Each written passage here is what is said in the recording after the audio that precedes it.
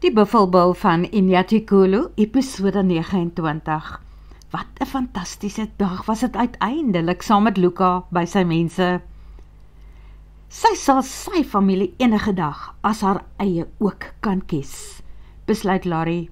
Die son hang laag aan haar linkerkant en sy's bly dat Luka sy bakkie net daarna ooswaarts draai en nie wes nie. Die son wat nou ondergaan, sou vir 'n ruk lank reg in hulle oë skyn. Het jy toe jou geselsie met Magda ingekry? Probeer Luka onverwags uitvis, waar hy net sy verdwyn na haar en Dirk se uitval. Uitval is 'n mooi woord om dit mee te beskryf, besluit Larry, nadat sy 'n oomblik in haar kop oor die woord gekookus het. Dan is Luka tog so 'n bietjie nuuskierig oor hoe sy die Magda Pool ding benader het.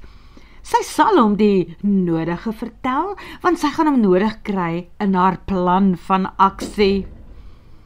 Magda het my vertel dat sy die afgelope 7 jaar by haar dogter in Pretoria gewoon het, om te help met nuwe babas, en bietjie vir haar dogter en die man te help met die huishouding. Sy het blykbaar 2 kleindogters, waarvan die jongste nou in graad R is, lig Larry hom in. En toe het ouma Magda besluit, dat dit tyd geword het om weer haar eie potjie iewers elders te gaan krap. Hier in Mpumalanga, Witrifuur, mymer Luka. Het maak sekerlik sin, want baie van haar kollegas woon hier rond, selfs daar in die aftreeoord waar my ouers mos nou is. Net so, maar dit klink asof sy 'n bietjie sukkel met haar finansies. Sy sê dat sy baie van haar aftreebelegging daar in Pretoria op die kinders gemors het. Nie baie wys nie, merk Luka op. Nee, so sy werk maar so hier en daar weer. Klink my, sy help self so bietjie uit daar by die aftreeoord met die Alzheimer pasiënte. Maar jy kan aanvaar, die besoldiging is die minimum. Sy kry darm gratis verblyf daar, 'n klein enkel vertrek woonstelletjie. Larry skop haar skoene uit en draai na hom. Toe tel sy albei haar voete op die sitplek, een been onder haar sitvlak en haar kin op die ander opgetrekte been se knie met haar arms om het. Luka bestudeer haar 'n oomblik van kop tot tone, voordat hy sy oë terugdraai en sy aandag weer op die grondpad bepaal, wat nou intussen voor hulle opdoem. Toe draai hy om en sy oë gly weer oor haar. Hoe gits skes, jy hou seker nie daarvan dat ek met my voete op jou bakkie se sitplek sit nie. Traag begin Larry haarself ontbondel. Hy begin lag. Nee man, sit net soos wat jy wil. Ek verlustig my in die oulike prentjie. Dis nie aldag dat mens iemand sien wat haarself in so 'n klein bondeltjie op 'n bakkie se sitplek kan drapeer nie. Ek sal net nie daarvan hou as jy jou veiligheidsgordel ook losmaak om so te sit nie. Ok, ek sal nie. Toe het ek haar plaas toe genooi, lig Larry hom in. Waarvan praat jy, vir wie? Die veearts het die konsentrasiespan van 'n sjimpansee, besluit Larry. Anders het sy nou sy aandag afgetrek met haar minder mooi sittery. Ag, maar sy gee nie om nie. Een of ander tyd moet sy vir hom begin wys dat sy nogal sal hou van die aandag wat sy soms van hom af kan kry. Vir Magda Pool, Luka. Daarmee verdien sy onverdeelde aandag, maar beslis nie om die redes waarvan sy sal hou nie. Oeps, sê hy, dit is nie 'n goeie idee nie. Jy moet dit eers met jou pa bespreek. Begin deur vir hom te vertel dat jy die voorreg gehad het om vandag vir Magda Pool te ontmoet en dat sy, duidelik dink hy 'n oomblik na. Het sy of het sy nie van jou pa gepraat, bedoel ek, iets van hom genoem nie? Sy het. Ons het ook gepraat oor haar goedjies wat nog daar in een van die huisies in die 5-kamp is. Gesê dat sy nie regtig op die oomblik plek daarvoor het nie. dat sy dit nie in haar oop plan een slaapkamerhuisie kan gebruik hier nie. Maar daar is een en ander waaroor sy blykbaar nogal sentimenteel is. As dit reg is met ons, wil sy blykbaar die goedjies een of ander tyd kom haal, wanneer Dirk van Elst nie op die plaas is nie. Sy het dit duidelik so gestel. O, gits, so sy is nog kwaad vir hom, sê Luka. Natuurlik is sy nog kwaad vir hom. Wat dink jy, Luka? Raas Larry, sommer met hom ook. Hy moenie nou gaan staan en dink soos 'n man nie. Vroue vat langer om oor dinge te kom as mans te vergewe en vergeet byvoorbeeld. Dink sy. Ek dink sy is nog kwaad vir hom. Echo Luka. Ja, sy is. Wanneer beplan jy en my pa om die Trons se buffels vir hulle aan te ry daai kant toe? Vra sy. Volgende week, wanneer Zak en Carly terug is van hulle witbrood af. Hoekom vra jy, Larry? Want jy gaan seker my pa saamvat soontoe? Ja, maar ek het gehoop om jou ook saam te neem, sê Luka. Nee, Luka, hierdie keer gaan ek uitsit. Hy hou nie van daai idee nie. Die man is besig om aan haar gewoon te raak as vriendin, wat nie goed is nie. Sy wil meer as dit vir hom wees. Maar hy sê niks verder nie. Hy praat ook nie weer voordat hulle lank na donker op Inyatikulu stilhou nie. Hy hou voor haar huisie stil en nog voordat sy kan uitklim, is hy daar om die deur vir haar oop te maak. Hy stap saam met haar teen die stoep se trappies op en wag dat sy moet oopsluit. En Larry oorweeg dit om te draai en haar arms om sy nek te gooi. Dan wil sy kop aftrek na haar toe en die 7 kleure daglig uit hom soen. Maar toe praat Dirk van Elst agter hulle. Ek is bly julle is uiteindelik veilig tuis. Het julle die funksie geniet? Vra hy. Ja, dankie, dit was baie lekker, antwoord sy. Heel goed afgegaan, net te veel kos en koek geëet natuurlik. En natuurlik weer 'n koekblik vir my bokas in die kombuis gekry, lag Luka. So as julle by my wil kom koffie drink, hier is koek, Dirk. Nie nog koek vir my nie, dankie, keer Larry. Ek gaan ook nie koek die tyd van die aand eet nie. Wat van eerder 'n likuurtjie daar by my op die stoep? Nooi Dirk. Ek en Luka moet nog die bulle bespreek wat môre na daardie plase toe gaan. Die lorry en wilkvangspan gaan môreoggend baie vroeg hier wees, dan sal ons nie tyd hê om daaroor te praat nie. Ek het in elk geval gedink, nommer 6 moet bly. Hy gaan 'n reus van 'n buffel word, en horings wat van hier tot daar staan. Ja, ek het gedink ons moet nommer 3 ook hou, sê Luka. Die dier het 'n baie gemoedelike persoonlikheid. Hy gaan baie goed wees om mee te teel. Dan stem jy saam dat ons nommer 9 en 10 slagpale toe kan stuur. Maak Dirk net eers weer seker. Maar Luka is blykbaar glad nie so seker daarvan nie. Ja, sê Dirk, ek weet daarom nie of ek kan sien om ons eie buffelkinders te eet nie. Die Dejaars het aangebied om vir ons 2 tollies in die plek van die buffels slagpale toe te stuur. Hulle stel 'n ruiltransaksie voor. Min of meer diere van dieselfde gewig. Hulle hou van die idee van skoon buffels daar op hulle plaas. Maar die mense wil Inyatikulu toe kom om buffelvleis en mozzarella kaas te proe. Onthou jy nou weer? Herinner Dirk hom.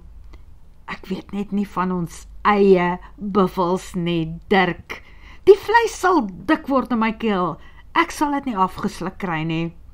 Wel, as dit die geval is, hoekom hou jy nie maar op om vleis te eet nie? Die gras lyk baie mooi daar in die renosterkamp na al die reën. Sal ek vir jou 'n paar stukke gaan sny? Raas Dirk. Man, Dirk, jy weet mos ek hou van vleis. Ek sal altyd van 'n lekker dik stuk fillet en 'n teebeen hou, maar nie die kalfies wat ons self gemaak het nie. Oh my word, dink Larry, en daar sien sy sowaar die buffel van Inyatikulu se sagte kant vir sy eie buffelkindertjies. Nommer 11 en 12 is ook besig om mooi horings te ontwikkel. Wel, kan ons praat oor die koeie wat na Barend Tron toe gaan. Verander Luka die onderwerp. Natuurlik, gaan jy jou bakkie onder jou eie afdak parkeer of moet hy voor Larry se stoep bly staan vir die aand? Hoekom vra jy, Dirk? Is jy bang ek loop in my slaap? Spot Luka. Man, gaan parkeer die ding en kom drink hy dop. Larry kyk na Dirk en toe na Luka en terug na haar pa voordat sy diep sug en sê, wel as julle twee my asseblief sal verskoon, ek wil gaan bad en inkruip.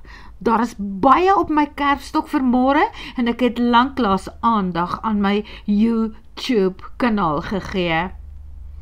Hulle darm nie te laat gisterand nog gepraat nie, besef Larry toe sy die volgende oggend vroeg opstaan. Sy bad, trek aan en stap met koffie op haar stoep uit. Luka en haar pa het haar voorgespring. Hulle streier seker nou wel oor watter horings en buffels waarheen moet gaan. Die huisie regs van haar se deur gaan ook nou oop. Dit is Geesie en Piet, wat ook met koffie en beskuit op hulle stoep uitstap. Kom sit hier by ons, nooi Geesie van daar af.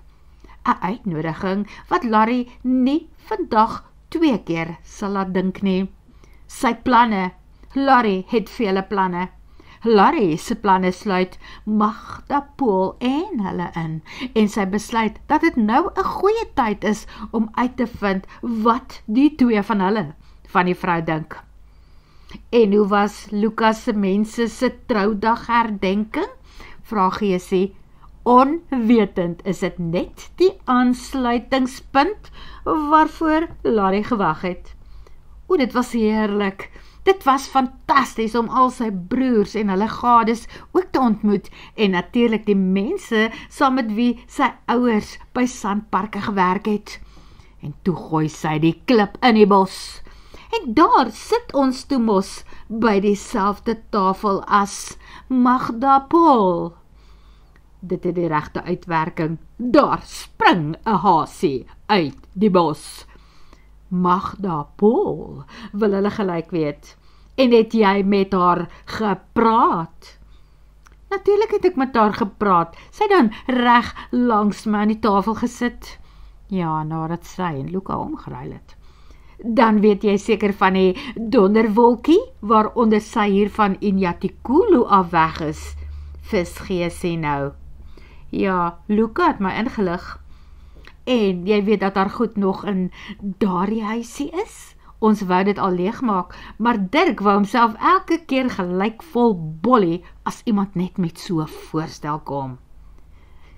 Wel, net sowel, want ek het haar genooi om te kom kuier en self te besluit watter van haar goed waar sy wil hê. Dan sal ek en Grayston dit vir haar met 'n sleepwa aanry, na waar sy ook al goed wil stoor, want alles gaan nie in haar nuwe plek pas nie. En Dirk, weet hy al van jou planne?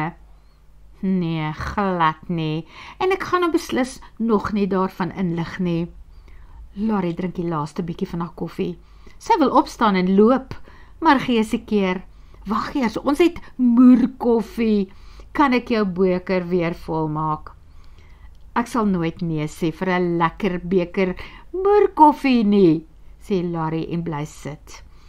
Ek wens so hierdie ding met Dirk en Magda het nie verkeerd geloop nie, sê Geesie en bring die koffiepot nader.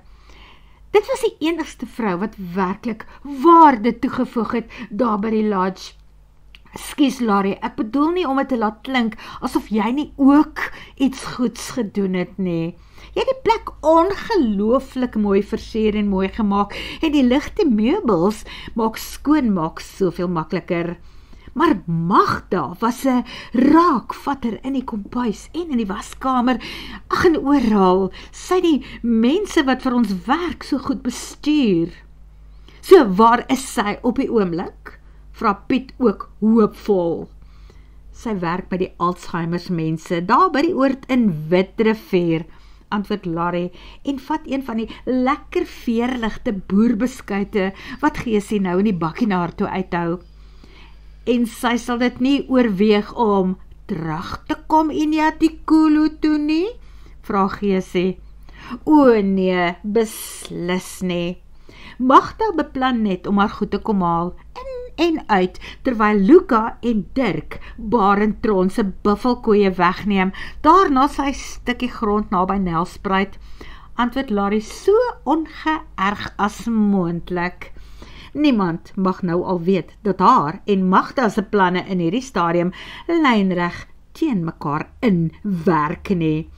As dit van haar wat Larry is afhang, word Magda binnekort Inyatikulu ameublement, net soos die paar stukkie meubels wat sy in die huis 4 hier in Inyatikulu in die kampie agtergelaat het. Die meubels gaan nie die plaas saam met haar verlaat nie. Sy gaan by haar meubels hier agterbly.